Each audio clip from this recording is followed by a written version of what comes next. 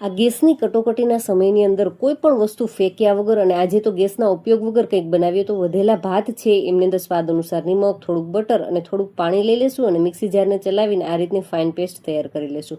હવે એક બાઉલની અંદર એમને ટ્રાન્સફર કરી લેશું। એમાં 4 ચમચી જેટલો આપણે ચોખાનો લોટ એડ કરી દેશું, થોડુંક ચીલી ફ્લેક્સ અને થોડુંક બેકિંગ પાવડર લઈ લેશું અને આમાં મસાલા છે તમારી અનુકૂળતા મુજબ લઈ શકો છો। એકદમ સારી રીતે હલાવી મિક્સ કરી પાઇપિંગ બેગની અંદર એમને ટ્રાન્સફર કરી લેવાનું છે।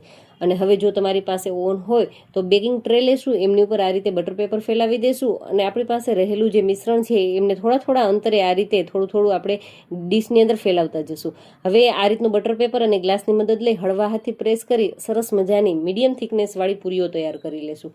હવે પ્રીહીટ કરેલા ઓવનની અંદર લગભગ આમને 180 ડિગ્રી ઉપર 15 થી 17 મિનિટ માટે બેક કરશો ને એટલે એકદમ સરસ મજાની કુરકુરી, ક્રન્ચી, ક્રિસ્પી અને લાંબો ટાઈમ સુધી ખરાબ ન થાય અને ફ્રાય કર્યા વગર ગેસના ઉપયોગ વગરની સરસ મજાની વધેલા ભાતની ચિપ્સ બની અને તૈયાર થઈ ગઈ છે।